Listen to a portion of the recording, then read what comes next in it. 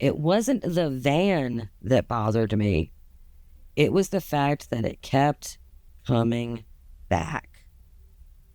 I first noticed it a few weeks ago, or maybe, more accurately, it first noticed me. I work nights in this little strip mall at a coffee shop, and by the time I close, the whole place is dead. It's just buzzing light poles and an empty parking lot. That is when I first saw the van.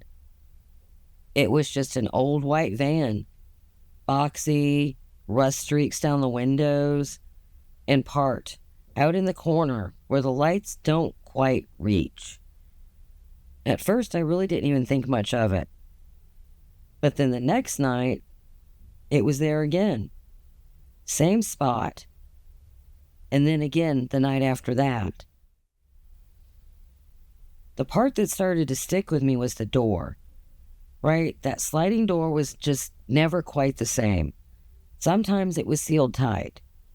Sometimes it was cracked just a little bit, almost like a mouth gaping open. And I never saw anyone get in. I never saw anyone get out.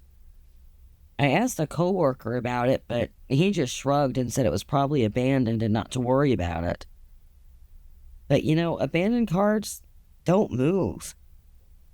And that damn door was different every night. One night I left a little later than I usually did.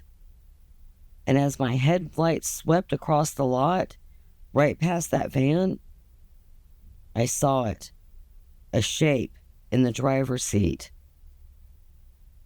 The second my lights hit it, it ducked. I drove home that night with my chest tight and just kept glancing in the rearview mirror. After that, I started seeing it more. Not just at work. I saw it at the gas station by my apartment. I saw it parked outside the grocery store, and always just a few rows away from me.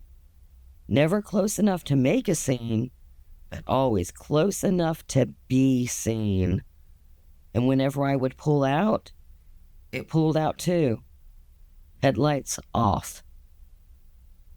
One night I decided I was going to try to shake it. Circles, side streets, doubling back. And for a while, I actually thought I had lost it. But when I turned into my complex, it was already there, just waiting. Parked across the street, side door cracked, like it had just been waiting for me to get home. So that night, I finally called the cops. They came, they took a look, shined a flashlight inside the vehicle, said it was empty. Just wrappers and blankets and nothing to see. I went to bed that night, my heart still hammering. And from outside my window, I could hear an engine start, and I know it was that van.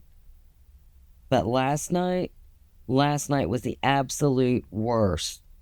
I woke up for absolutely no reason to the sound of an engine, and I know it was that van.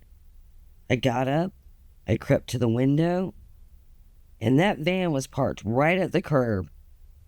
Engine running, side door completely open. But I couldn't see anyone inside. It took hours after that for me to get back to sleep. Every sound in my apartment was a footstep. Every shadow was the shape of a man.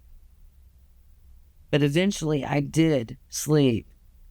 And when I woke up this morning, taped to my front door was a Polaroid of me asleep in my bed, curtains drawn, window locked. I live on the second floor.